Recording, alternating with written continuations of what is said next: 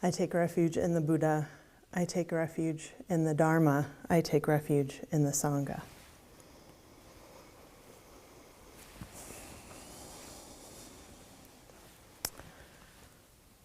Welcome to a mellow and flower-filled day here at Great Vow Zen Monastery. It is August 4th, is it not? August 4th, 2024. The garden is in full bloom. And I'd like to talk about appreciate your life, appreciating your impermanent life. And this is inspired by our summer program, which is also in full bloom right now. The participants and the residents that are here, and the continuous practice of the monastery. We have been doing a chant before dinner, excerpts from Dogen Zenji's Gyoji, or continuous practice. So we might get to chant that at some point in this talk. And Chozen Roshi has been pointing to gratitude practice. So right now, just sitting here, what are 3 things you're grateful for? She'll often say 5 things, but just bring to mind 3 things that you're grateful for right now.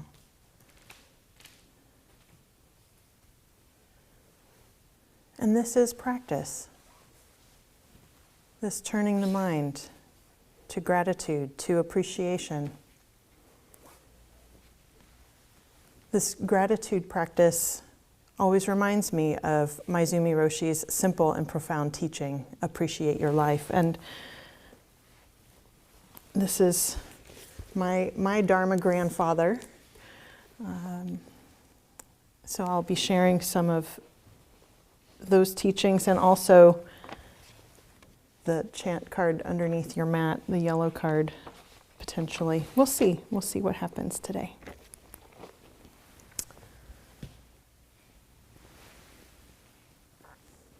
So even with a garden in full bloom, in what can seem like a heavenly realm, what can be offered perhaps to those of us who see a world beset by conflict and suffering, the summer of an election year in this country, and incalculable suffering in war zones and human-made and natural disasters. But even in a seemingly heavenly realm like Great Vow, there's also conflict. There's still frustration and challenge. Even in a zendo of perfect stillness and quiet, there can be a mighty struggle, a resistance, and a grappling with the pain and difficulty in our own hearts. Outside still and inside trembling. Where is this conflict? Where is it anywhere? Inside or outside?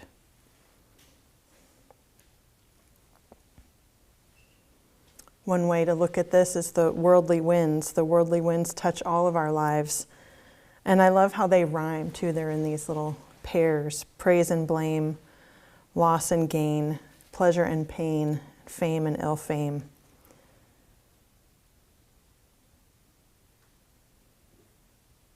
So appreciating our life, or taking up continuous practice.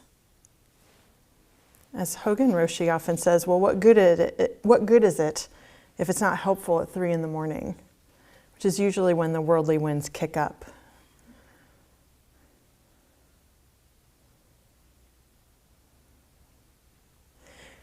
Continuous practice meets every condition. It doesn't matter what the conditions are. We can still practice with it. It can only be now, whatever now entails. So here's a snippet from the chant Gyoji.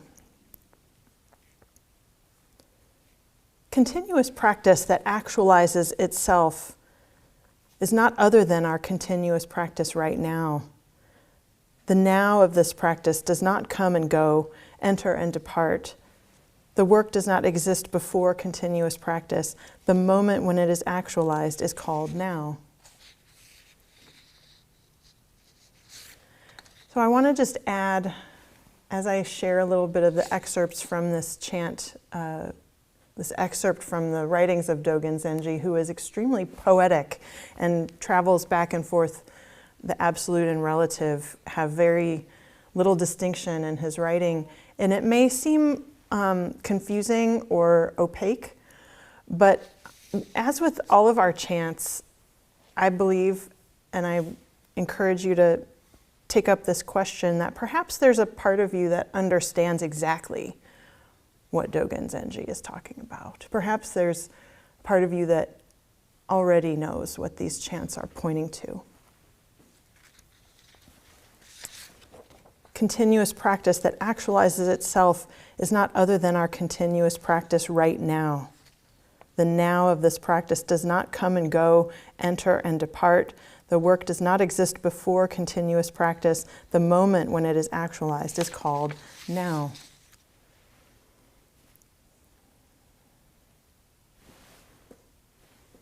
In this way, there is no attainment. In this way, there's nothing to get. And this, if we can really appreciate that, can be a huge relief, but also a mysterious puzzle. Because our world, our culture, our current situation is in so many ways set up to be completely transactional.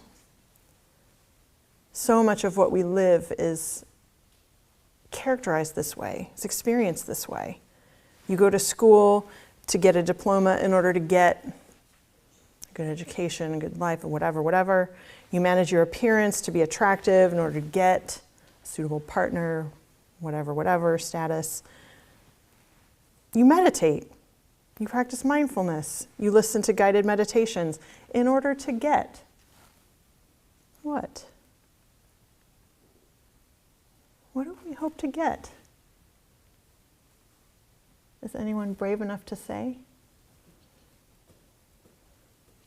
Peace. Yeah. I think you speak for many. Anyone else? Yeah. More peace. And more peace. Also, P.S., peace. Absolutely. And what if we don't? What if it does not deliver? There's a saying that Zazen is good for nothing. And perhaps you've experienced that. So here's another piece from Gyoji. In the continuous practice of the way of Buddha ancestors, you should not be concerned about whether you are great or modest, whether you are brilliant or dull. Just forsake name and gain forever, and don't be bound by conditions. Gosh, what a relief if we could let that go. It's not about getting somewhere else, being someone else, achieving something else. Here, right here, only here, now, this. Where else could it be? When else could it be? Gyoji, do not wait for great enlightenment, as great enlightenment is the tea and rice of daily activity.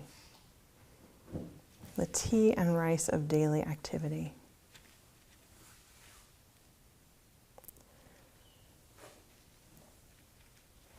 So here's a teaching about when we don't have peace from Maizumi Roshi. The chapter of Appreciate Your Life is titled Pain, Fear, and Frustration. That seems fairly different from peace, yes? Sometimes our life seems to go all kinds of so-called negative extremes.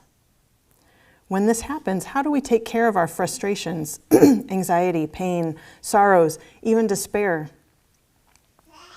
The point is, how do we put balance in our life? What kind of standards do we use? In the Four Noble Truths, Shakyamuni Buddha speaks the truth of suffering. We know that happiness never continues forever.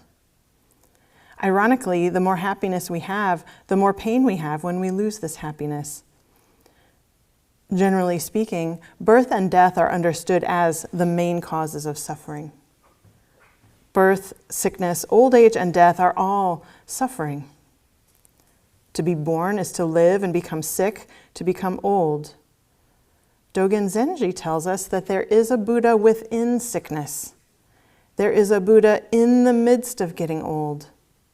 There is a Buddha within suffering. More precisely, being born is the life of Buddha. Being sick is the life of Buddha. Getting old is the life of Buddha. Death is nothing but the life of Buddha. It is the same life as our life. Do not discriminate between the life of Buddha and our life. One of our members recently learned that her mother has terminal cancer. Her mother has not been told of this, so the daughter wrote and asked me, shall I tell her or not? I wrote back a passage from Dogen Zenji, birth and death is the life of the Buddha. I don't know what she told her mother since her mother is not Buddhist. Is it difficult for you to take death as the life of the Buddha? Dogen Zenji also said, when the Buddha is within birth and death, there is neither birth nor death. This is a wonderful koan. If there is no birth, no death, then what exists? Answer me, what exists? Just Buddha. We are being born and dying simultaneously. Each moment we are being born and each moment dying, instant birth and death. This means that in every moment our life is brand new. We are living this fresh new life all the time, and yet we experience so many fears and frustrations.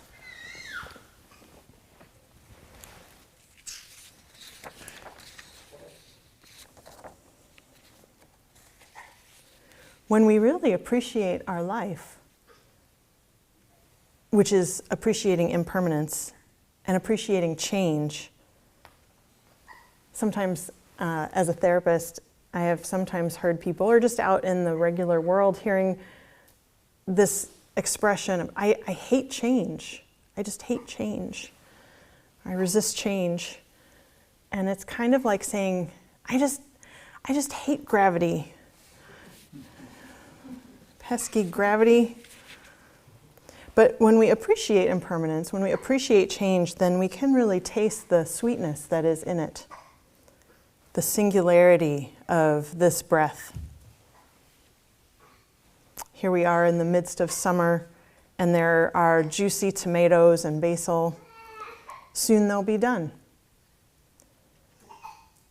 There are baby birds learning to fly outside the monastery. We've watched a nest of a record 6 baby swallows in one nest crowd each other out, and they just started flying around today, a couple of them. We've seen baby deer. I saw baby skunks. I don't know if anybody else saw them. Baby skunks, squirrels.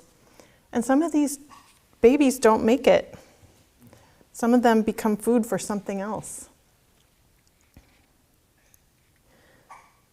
Some of the summer program residents shared about the joys of the schedule, the joys of work practice, and even the difficulties, and appreciating the humanness and fun and silliness that also is this place that you would think is very serious. This is something they hadn't really anticipated. Our vision of what life is always so limited. But even as this appreciation ripens, the experience is waning. Summer program is ending. Embedded in everything is the ending of things, even as they are beginning. or even in their fullness. Gyoji. Blossoms opening up and leaves falling now is the actualization of continuous practice. Polishing a mirror and breaking a mirror is this practice. There's a story of Ajahn Chah, a great Theravadan teacher in the Thai forest tradition, who sat drinking tea and held up a beautiful teacup. To me, this teacup is already broken. Because I know its fate, I can enjoy it fully here and now. And when it's gone, it's gone. Whatever we are relating to as a thing is already coming apart. Our beloved golden retriever Lewis died a few months ago. He got to be a monastery dog for almost a year and offered some beautiful service in that role. We had a memorial service very recently in the Jizo Garden, and my friend Stacy and her daughter Aria, who's 2.5 and was very good friends with Lewis, attended this memorial. And when I first arrived at their house, the first time she saw me and saw me without Lewis, she said to me, because Stacy had told her, she said to me, "Lewis died." Yes, Lewis died. And we told her why he wasn't with me on my visits to her house anymore. And we showed her how his body had been transformed into ashes. She wanted to talk about it. She wanted to see the ashes and touch them. That is his body? That is his body? And she absorbed just everything we said about it. And you could see her just trying to wrap her little arms around it. And it just felt like such a big responsibility to tell her the truth about it. Also, that I have no idea what this is. How do you meet these questions? It's no different than Sanzen, really. We don't know. It's a mystery. Isn't it wonderful? Isn't it tender? Sometimes she'd say it solemnly. Lewis died. Sometimes she'd say it as a question. Lewis died? So we sprinkled his ashes in the ground at the Jizo Garden, and we shared about all the things that we loved about Lewis, and we remembered him, and we appreciated him, and how he still lives in our hearts, which he does. Maybe if you knew him, you can feel that now. Or anything or anyone you've ever loved is right here, right now. Lewis died? At some point in our culture, death became a problem. Illness became an anomaly, and old age became a failure. Here's a quote from, I'll wait till I share the quote. There's usually the last part of this quote is widely attributed, but I'm going to read this first part and then I'll tell you who it's from. Security is mostly a superstition.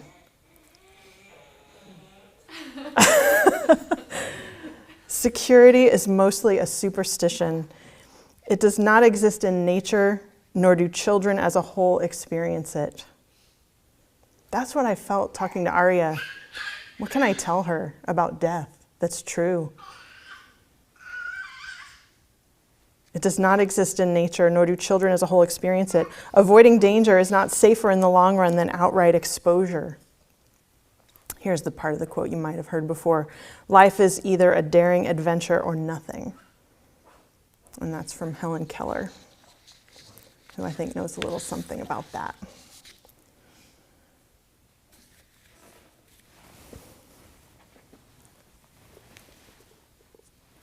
Life is either a daring adventure or nothing.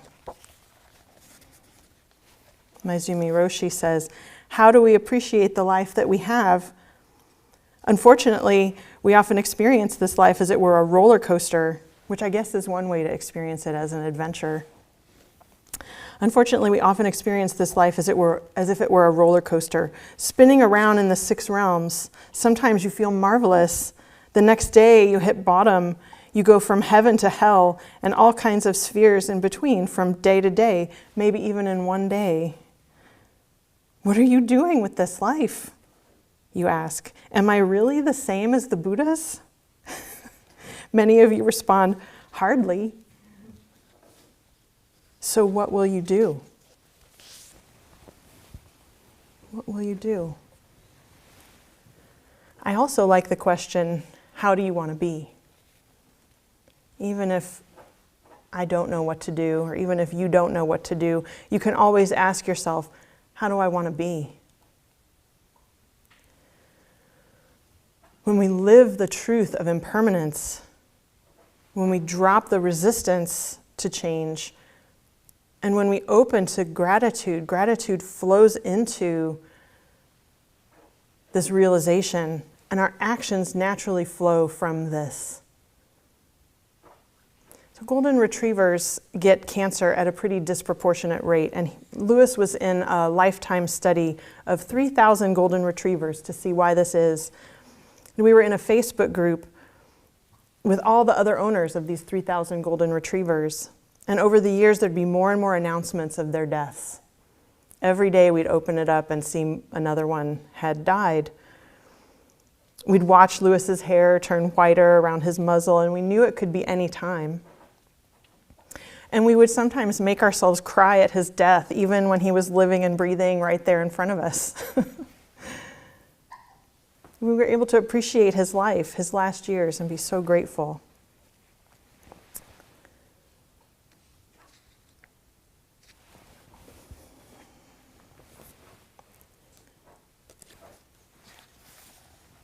This just naturally flows.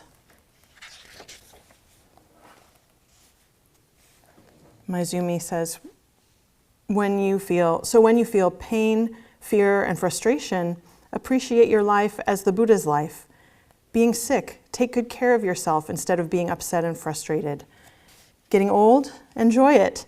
Buddha is getting old. Have a feast with him. Why not? We have all had painful experiences. Turn your mind around and see how you can take it with the joy of Buddha. Just the way we look at these things can be the difference between heaven and hell. This is not to say there's not terrible suffering in life, but too often a tiny thing becomes a huge thing for us. It almost kills us. And yet, when we look at it from a different perspective, we laugh. Clarify what life is, what death is. There is a very clear answer. How you appreciate it and how you live it is up to you. Please take good care of it.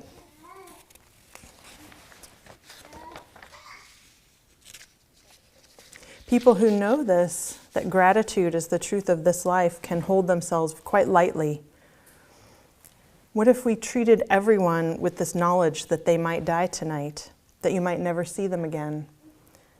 This is one of Chozen Roshi's mindfulness on the go tasks for practices off the cushion, also known as continuous practice. This person might die tonight. Given that, how would you be? How would you treat this person? When we live knowing this, we are willing to live in accord with reality in this way. We join the flow, we're carried by the flow, and it's very clear how to respond. Gyoji, blossoms opening up and leaves falling now is the actualization of continuous practice. Polishing a mirror and breaking a mirror is this practice.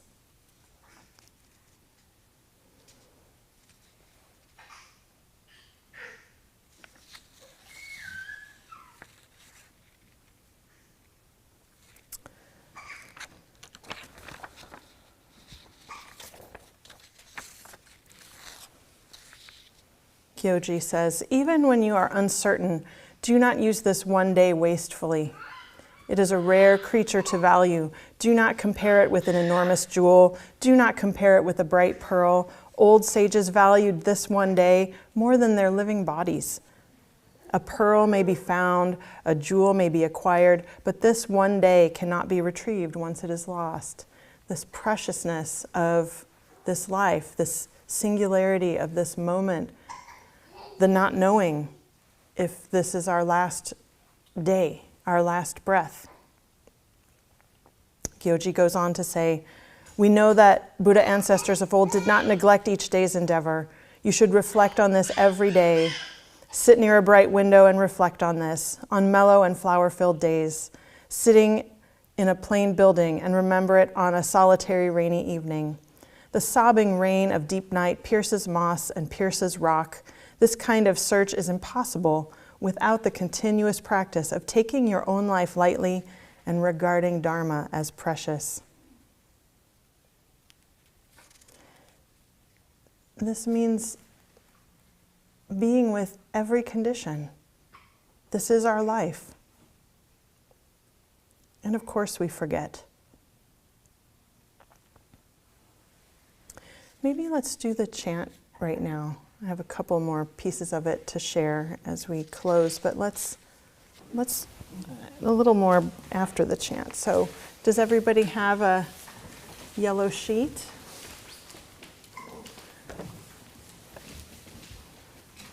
And if not, can they be acquired?